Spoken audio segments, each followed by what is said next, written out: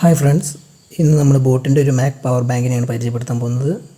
ഇങ്ങനൊരു ബോക്സിലാണ് നമ്മുടെ power bank വരുന്നത്. ബോക്സിൽ നമ്മുടെ പവർ ബാങ്ക് ഉണ്ട്, പിന്നെ അതുപോലെ തന്നെ ഒരു ചാർജിങ് കേബിളുണ്ട്. Type C P to USB കേബിളാണ്. പിന്നെ അതുപോലെ തന്നെ ഒരു മാഗ്നറ്റിൻ്റെ റിങ്ങും വരുന്നുണ്ട്, നമുക്ക് മാക് സപ്പോർട്ടില്ലാത്ത മൊബൈലുകളിൽ ഉപയോഗിക്കാൻ വേണ്ടിയിട്ട്. ഇതൊക്കെയാണ് ബോക്സിൽ വരുന്നത്. പിന്നെ ഇതാണ് നമ്മുടെ പവർ ബാങ്ക്. നമുക്ക് നോക്കാം. ബോട്ടിൻ്റെ 10,000 mAh ആഷ് ബ്ലാക്ക് കളറാണ് നമ്മൾ വാങ്ങിയിട്ടുള്ളത്. ഇതാണ് ഇതിൻ്റെ വയർലെസ് ചാർജിങ് സപ്പോർട്ട് ചെയ്യുന്ന മാക്സേഫ് പോർഷൻ. പിന്നെ അതുപോലെ തന്നെ താഴെയാണ് USB-യും അതുപോലെ തന്നെ ടൈപ്പ് സി കേബിളും കണക്ട് ചെയ്യാനുള്ള ഭാഗം വരുന്നത്.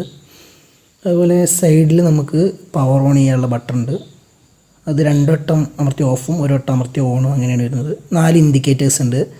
ഓരോ LED-ക്കും 25% എന്നുള്ള കണക്കിലാണ് ഇതിൻ്റെ ബാറ്ററി ബാക്കപ്പ് നമുക്ക് അറിയാൻ കഴിയുക. അങ്ങനെ 100% എന്നുള്ള രീതിയിലാണ് വരിക. അതുപോലെ ഇതാണ് വയർലെസ് ചാർജിങ്. 50 വാട്ടിൻ്റെ ഫാസ്റ്റ് ചാർജിങ് ആണ് സപ്പോർട്ട് ചെയ്യുന്നത്. അതുപോലെ തന്നെ USB-യിലാകുമ്പോൾ 22 വാട്ടിൻ്റെയും ഫാസ്റ്റ് ചാർജിങ് സപ്പോർട്ട് ചെയ്യും. ഇത് അത്യാവശ്യം നല്ല രീതിക്ക് ചെറുതാണ്, അതുകൊണ്ട് തന്നെ ക്യാരി ചെയ്യാനൊക്കെ സുഖമായിരിക്കും.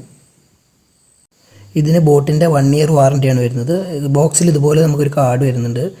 ഇത് സ്കാൻ ചെയ്ത് നമുക്ക് ഒരു സൈറ്റിൽ നമ്മളെ പ്രൊഡക്റ്റ് രജിസ്റ്റർ ചെയ്യുക. അങ്ങനെ ചെയ്യുമ്പോൾ നമുക്ക് വാറൻറ്റി ക്ലെയിം ചെയ്യാനും കാര്യങ്ങൾക്ക് ഈസി ആയിരിക്കും. ഇനി ഈ പവർ ബാങ്കിൻ്റെ ചാർജിങ് ഒക്കെ എങ്ങനെയാണെന്ന് നമുക്ക് നോക്കാം.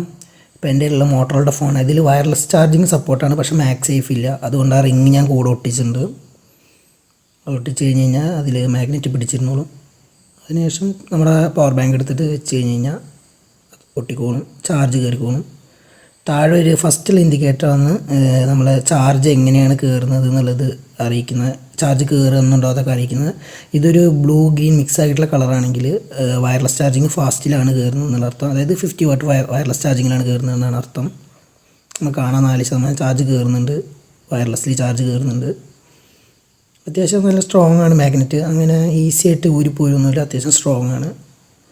ഇപ്പോൾ ഞാൻ ഷെയ്ക്ക് ചെയ്യുമ്പോൾ ഊരി വീഴുന്നൊന്നുമില്ല. അതുപോലെ ഇതിൻ്റെ സൈഡിലുള്ള പവർ ബട്ടൺ 2 വട്ടം ടാപ്പ് ചെയ്ത് കഴിഞ്ഞാൽ പവർ ബാങ്ക് ടേൺ ഓഫ് ആവുന്നതായിരിക്കും. അതുപോലെ തന്നെ 1 വട്ടം കൂടി പ്രസ് ചെയ്ത് കഴിഞ്ഞാൽ ഓൺ ആവുകയും ചെയ്യും. അതുപോലെ തന്നെ അങ്ങനെയൊക്കെയാണ് ഇതിൻ്റെ വയർലെസ് ചാർജിങ്ങിൻ്റെ കാര്യങ്ങളൊക്കെ ഇങ്ങനെയാണ് വരുന്നത്.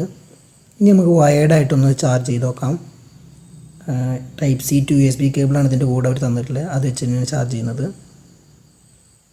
USB-Cയും അതുപോലെ തന്നെ type C to type C അങ്ങനെയും ചാർജ് ചെയ്യാൻ കഴിയും. ഇപ്പോൾ USB കേബിൾ യൂസ് ചെയ്താണ് ചാർജ് ചെയ്യണത്. നമ്മൾ കണക്ട് ചെയ്യുമ്പോൾ ചാർജ് കയറുന്നുണ്ട്.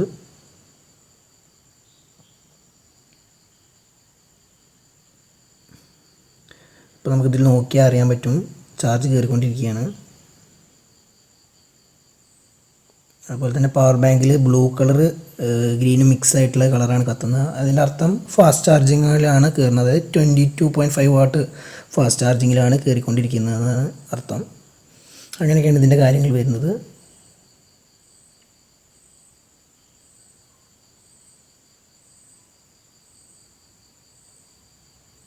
ഇതിന് പ്രൈസ് ഏകദേശം വരുന്നത് 1,500 രൂപ റേഞ്ചിലായിരിക്കും. ഞാൻ സെയിലിൻ്റെ ടൈമിൽ 1,200 രൂപയായിട്ടാണ് വാങ്ങിയത്. പിന്നെ ഇതിൻ്റെ മെയിൻ കോമ്പറ്റേറ്റർ വരുന്നത് ആംബ്രെയിൻ്റെ ഒരു പവർ ബാങ്ക് ഉണ്ട്, അതാണ്. ഇത് രണ്ടും തമ്മിലുള്ള വ്യത്യാസം എന്താ വെച്ച് കഴിഞ്ഞാൽ അതിന് അവർ 6 മന്തിൻ്റെ വാറൻറ്റി തരുന്നുള്ളൂ. അതുപോലെ തന്നെ ഹീറ്റിംഗ് ഇഷ്യൂ ഉണ്ട്. ഇതിനാകുമ്പോൾ 1 ഇയർ വാറൻറ്റിയും കാര്യങ്ങളൊക്കെ ഉണ്ട്.